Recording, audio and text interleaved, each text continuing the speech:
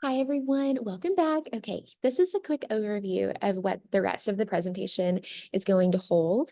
And in another study completed by Alt in 2010, it was identified that just over 86% of the parents expressed that their church needed more education and training on disabilities. And specifically, some of the things that the parents identified a need for training on was general awareness of the characteristics of disability, how to be inclusive, how to work with a variety of individuals and include them across a range of ability levels. And additionally, they felt there was more education needed on behavioral characteristics related to disability and also different modes of communication. And so today we're going to try to cover a few of these quickly and efficiently for your time, but also at the end, we are going to discuss resources for continued learning.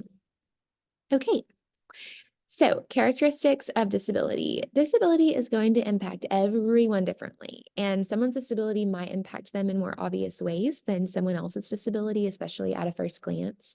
And additionally, some people with the same diagnosis, they are going to present their symptoms of their disability differently. And so, really, we should just never assume things about someone with a disability as a general rule. But there are, let's talk about some different ways that disability can affect someone. So, someone's physical abilities, their cognition, social skills, sensory processing, which we're going to talk about later what that is, their communication, their emotional regulation, attention skills, their executive functioning, their ability to move independently, which some of those things are already covered in what I said, but disability is going to impact everyone differently. And so, for that reason, I have developed this slide in consideration of that. So, educate yourself on a disability. If you have someone in your class with a disability, or if you hear that someone's going to be coming to your class soon, take the time to educate yourself on the disability. And I developed these questions to help you in four different questions. You can answer these. Then that will help you facilitate an environment where you understand the disability, where you can educate others on the disability, and where you can facilitate supports and remove barriers in your environment to ensure that someone's time at church is going to be more successful, have a more opportunity for increased participation. So you can answer these questions by looking up information on trusted resources or by seeking to professionals such as a pediatric therapists, like an occupational therapist or physical therapist or speech therapist. So, what are the symptoms of the disability? Um, how does the disability impact their ability to hear and learn the lesson? What aspects of our church are barriers for someone with this disability? And what are supports that we could put in place to support someone with this disability? So, for example, let's say you hear that you have someone coming to your class and they have autism. So you're looking up information about this, and you realize that sometimes people with autism, they struggle with modulating and filtering out sensory input. Um, we'll discuss what that means later. Sorry, that was kind of so they have trouble with filtering out unimportant sensory information sometimes. So, for example, like the air conditioning or hearing people talk out in the hallway. And so, whenever you hear that, you realize, okay, we typically play background music during craft time. I'm going to stop playing the background music during craft time and I'm going to make sure there's a seat open for this person that's away from the door because people are always outside talking outside of the door. And so that would be an example of removing barriers and adding in supports for someone. All right, let's move to disability etiquette. So I want you all to be confident about speaking about disability because we need to be confident about it, especially whenever we're talking with caregivers, and we don't want to avoid talking with caregivers. So let's talk about this. So always remember, a person is not their disability.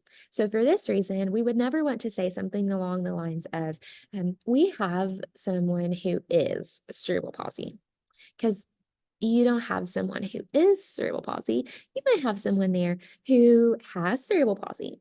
And so we do not want to say someone is autism or someone is um, Down syndrome.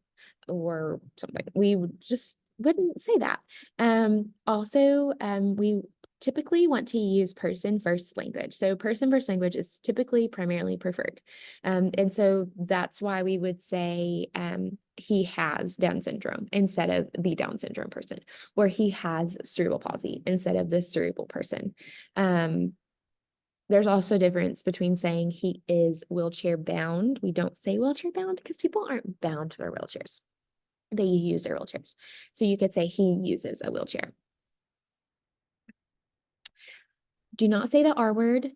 I'll just leave it at that. Don't say it. Don't say it whenever you're talking with anyone about anything. Just don't say it. Speak to the entire family, including siblings. Something that I have learned just through observation during my capstone is that oftentimes siblings of someone with a disability, they feel overlooked. So to help bridge those social gaps and make connections with families affected by disability, just go ahead and acknowledge everyone in the family. No one likes to feel overlooked. Don't touch someone's wheelchair unless there's that common agreement between you two. If you move someone's wheelchair, even if you're trying to help, without them knowing, that would be like someone swooping you up and placing you somewhere else. And that would be strange. And it's the same thing whenever someone's using a wheelchair. A welcoming hello and goodbye. So again, trying to bring home this concept of bridging the social gaps and making connections. Like ALT, like that study from ALT in 2010 says that that's what parents felt like there was needed education on in the church. We want to have a welcoming hello and goodbye. This might not be the time during pickup to say, let me tell you, Susie really, really struggled today with transitions. And just leave it at that. Like, we wouldn't really want to do that because that's not very uplifting and positive. Now, if there's something that you need to tell the parents for safety reasons, I'm not saying don't tell them that because we want to maintain safety and ensure transparency with the parents. But just try to keep it as positive as possible. I like to say, think of at least one positive thing to share with the family during pickup. Anything, any one positive thing, like just think of one positive thing and tell the parents that. And you can ask them how their week went. Hey, how'd your week go? You had a birthday party? How did that go? Just building that connection is really important. And you can express your excitement that you got to be with so and so and you all had so much fun. You're looking forward to next time. All the good things. Okay, here are the references for this section, and we will continue on in the next video.